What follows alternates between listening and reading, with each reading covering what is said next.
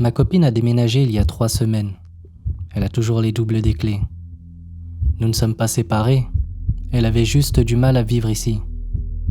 Mon chat, Mimi, était très proche d'elle.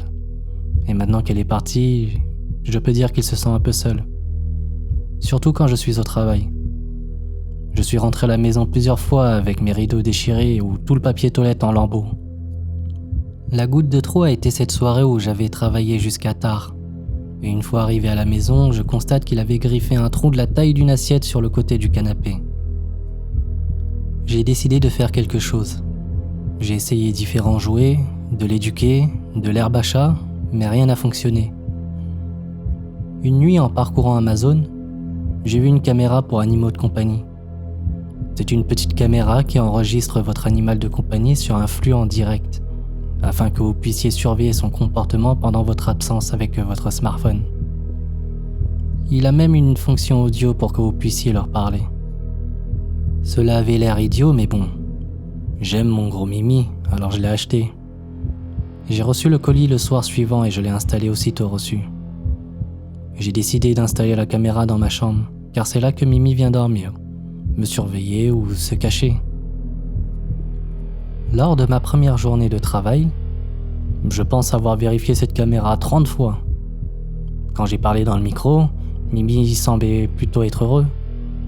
Et j'ai remarqué qu'il n'y avait pas de dégâts dans la maison. Au 4e jour, j'ai pensé que j'avais résolu le problème avec Mimi. Cela m'amène à maintenant. Il y a une trentaine de minutes, je me suis couché avec Mimi, prêt à fermer les yeux quand mon téléphone a sonné. Une notification de la caméra. Je l'ai d'abord ignorée, pensant que c'était moi qui avais fait déclencher le détecteur par un mouvement de ma jambe ou autre. Mais je l'ai quand même ouvert. Ce que j'ai vu a resserré ma prise sur le téléphone. Mes mains étaient moites et un premier battement de cœur inhabituellement fort. Au lieu d'une vidéo de moi-même au lit, j'ai vu un homme, grand, dégingandé, à la peau pâle et aux grands yeux. Il emménageait dans ma chambre avec des pas exagérés, comme un personnage de dessin animé furtif. Il s'est approché de l'objectif, si près que je pouvais presque sentir son haleine pourrie. Et il a souri. J'ai immédiatement mis la vidéo en pause, terrifié. J'ai regardé l'endroit où l'homme aurait dû se tenir, mais il n'y avait personne. Pas un bruit. Les seules lumières qui éclairaient cette maudite chambre étaient ceux de mon smartphone et de la petite lumière rouge de la caméra qui m'indique qu'il est en train de filmer. Je suis allé sur Amazon retrouver la caméra pour animaux de compagnie et j'ai lu les critiques, en espérant un problème étrange. Ça devait être une blague, non? La dizaine des premières critiques était assez standard, mais c'est la dernière qui m'a poussé à me redresser. Le client s'est plaint que la caméra était en retard, parfois jusqu'à 15 minutes. Je suis retourné à la vidéo et j'ai appuyé sur play, avec des doigts tremblants. J'ai regardé avec horreur l'homme se glisser sous mon lit, faisant un clin d'œil à la caméra avant de disparaître dans l'obscurité. Puis je me suis vu entrer dans la pièce et monter dans mon lit avant la fin de la vidéo. Peut-être que tout ceci ne serait pas arrivé si j'avais lu les critiques. Maintenant, je suis dans mon lit, sachant qu'il est en dessous, et Mimi ne semble pas l'avoir remarqué. Je me sens terriblement seul face à ce danger. J'ai peur. Je n'ai jamais eu aussi peur.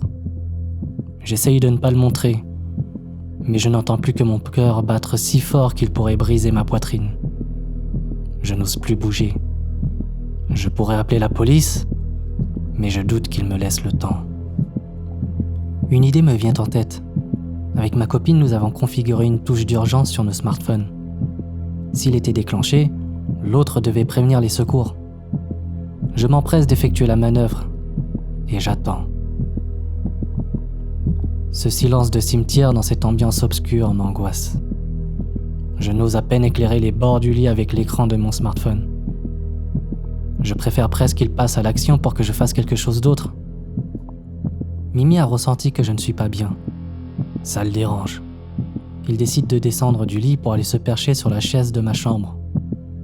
Je tremblote sûrement trop. Il n'a toujours rien remarqué. Quand, tout doucement, je sens qu'à ma droite, une force s'appuie sur mon lit. Puis une deuxième. Il est en train de se glisser hors de mon lit. Un sentiment d'effroi m'empare et je me tiens à mon drap comme si cela pouvait être une défense efficace. La tension monte d'un coup. Je sanglote ouvertement. Je prie pour que ce ne soit qu'un cauchemar. Je supplie pour que tout cela s'arrête. Non, non, s'il vous plaît, laissez-moi. Faites que tout cela s'arrête. Il est debout, à ma droite, toujours plus grand, avec ce sourire malicieux. Quand tout à coup, Mimi se met à cracher, de plus en plus fort. Mon Dieu, il m'apparaît comme un héros. Il bondit d'un coup sur le visage de cet homme et le lacère avec ses griffes. J'en profite pour me diriger à toute vitesse vers la sortie de ma chambre. La porte s'ouvre d'un coup qui va se frapper contre le mur. C'est ma copine. Elle est accompagnée de policiers. Il tire aussitôt sur mon agresseur qui finit par se fracasser de toute sa longueur contre le sol. Je suis là, au pas de ma porte, et Mimi nous rejoint.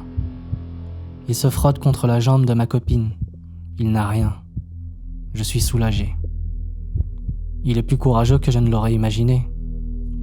Le lendemain, la police examine les enregistrements.